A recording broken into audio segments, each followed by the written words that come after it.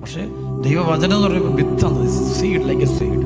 അപ്പം അത് നമ്മുടെ ആത്മാവിൽ വീണ് കഴിഞ്ഞാൽ അത് വളർന്ന് 100 മേനി ഫലം പുറപ്പെടുവിക്കും. ശ്രമത്തെ പറഞ്ഞേ ഹല്ലേലൂയ, ഹല്ലേലൂയ, ഹല്ലേലൂയ.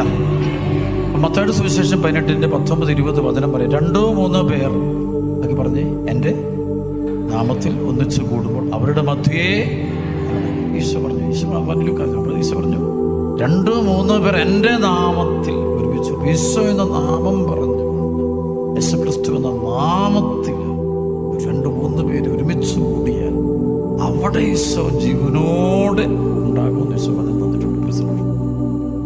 അതിന് യാതൊരു മാറ്റമില്ല. ഈശോയുടെ ജീവിക്കുന്ന സാന്നിധ്യം വരും. ഈശോയുടെ നാമം ഏറ്റവും വലിയ പ്രോമിസ് ആണ്. അതാണ് ഈ മത്തായിയുടെ സുവിശേഷം 28:20 വചനം പറയും. ഈശോ പറയും, ലോകാവസാനം വരെയും I'll be there with you till the end of the ages. ലോക അവസാനം വരെയും എപ്പോഴും ഞാൻ നിങ്ങളുടെ കൂടെ ഉണ്ടായിരിക്കും.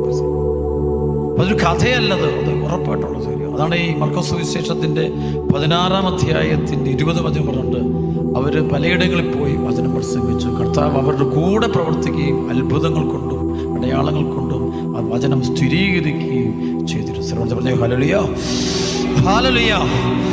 ഈശോ ഞാൻ കൂടെയുണ്ട്, കർത്താവ് കൂടെ നിൽക്കുക. ഈശോ അടുത്ത് അപ്പസ്തോലന്മാരുടെ ഏറ്റവും വലിയ ധൈര്യം അതാണ്.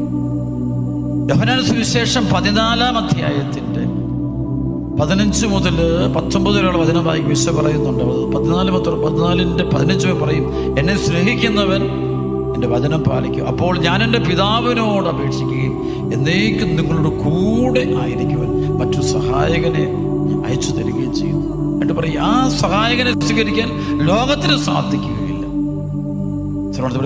ഹല്ലേലൂയ. ശിഷ്യ പറയും, അതായത് പറയുന്നുണ്ട്, ഞാൻ നിങ്ങൾ ഒരിക്കലും അനാഥരായി